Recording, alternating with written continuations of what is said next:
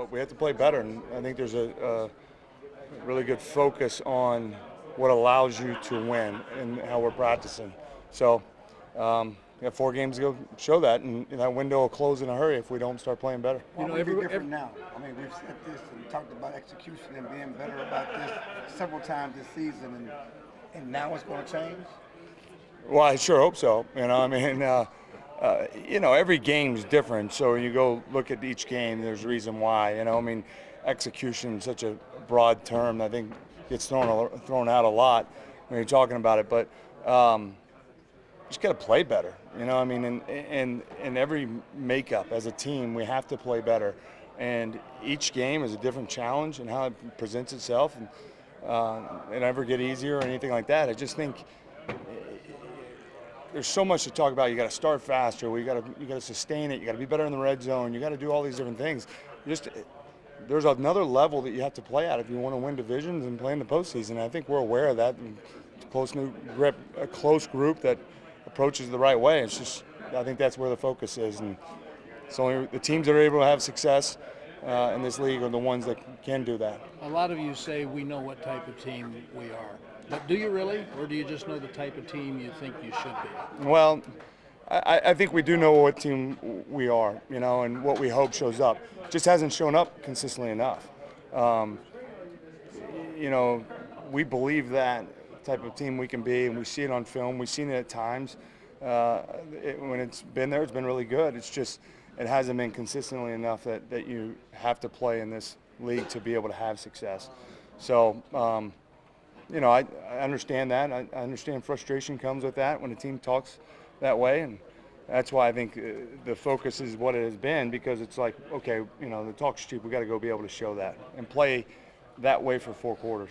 You find yourself watching the Miami Philly game and rooting for Miami? Or? No, I was working here yesterday, but it's good to see that win. But look, they're a good football team. They're going to be in the hunt down the stretch.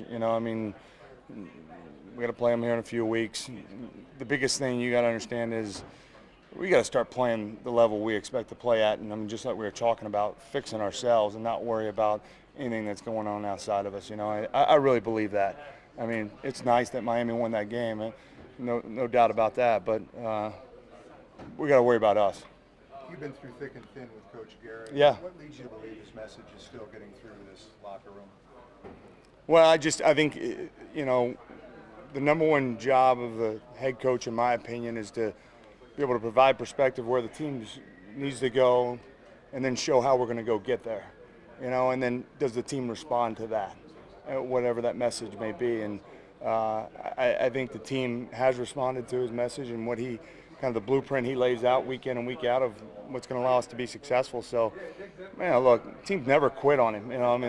This team fights hard and plays hard. Just look, you got to win games, and that goes for all of us. But all the guys in this locker room would, run through a wall for him, and I think that's never even came in question. Is it difficult to hear him criticized so consistently and so heavily? Look, you can't have it both ways. When you're playing for this organization, you're not winning games, that's going to happen, and he's got thick skin, as we'd all do, and, you can't ride the wave when it's good and then, pout about it when it's not so good, and I think Jason does a remarkable job of blocking out that noise. I don't even think he pays any attention to it, and so the head coach for the Cowboys, you can't, and his sole purpose is getting his team ready to go play, and as I said earlier, he's so focused on that next challenge and what's going to allow you to have success. You don't have time for all that, and he believes we have the right makeup. Now you got to go do it. Your thoughts on Khalil Mack and what the challenge he brings? Yeah, he's a really good football player. I think when I evaluate that defense, it starts and ends with him. I don't know that there is a dynamic player on the outside of a defense in the league that plays like him. He's strong, long arms, plays the run well, got good feel when he's getting double teamed. He knows how to take on the double team and eliminate those blocks. And then, of course, he's one of the best pass rushers in the league. So just a rare ability. And I think that defense over the last 3 or 4 years especially, and then certainly in the last year and a half since he's been there, its ability to it goes with that pass rush, their ability to create pressure on the quarterback.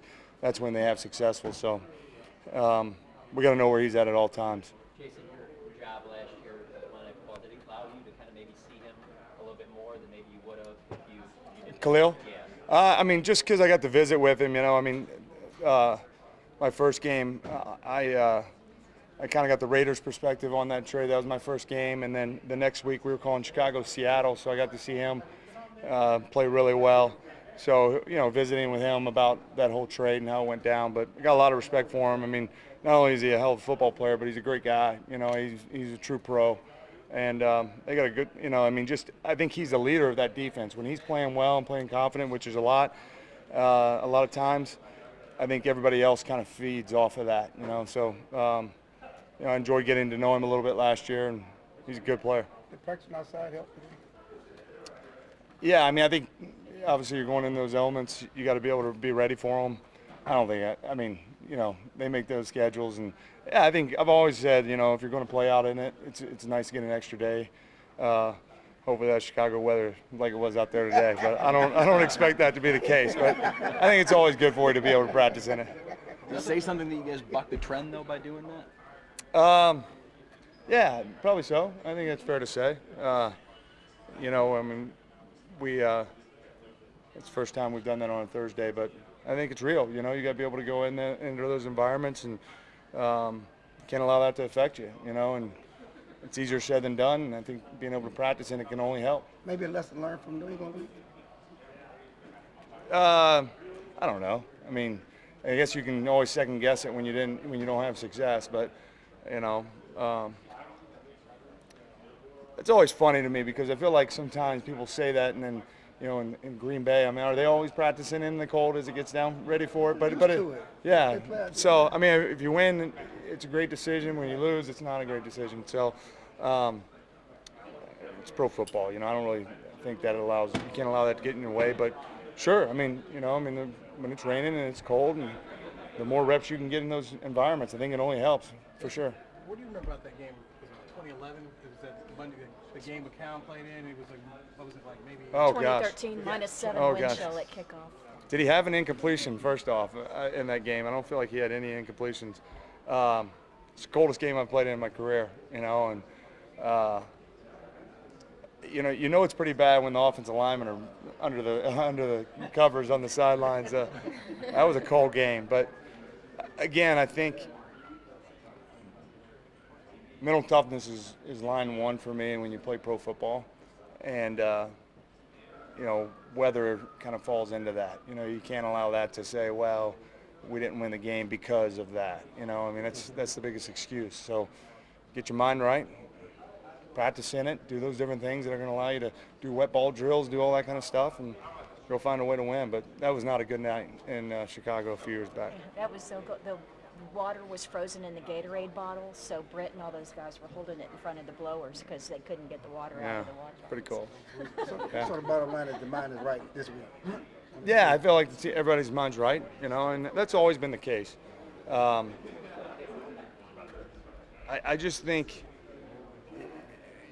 you have to play better football, and no convincing of, well, we're in the hunt and all that kind of stuff. I mean, yeah, we're in a good position as far as still having a chance to win a division, but we have to play better football if we want to contend and at the end of this month. So the focus is on that, and you got to be accountable to that. You got to go watch it and learn from the tape so that you can improve, and that's what all our focus has been on. For sure, the mind's right.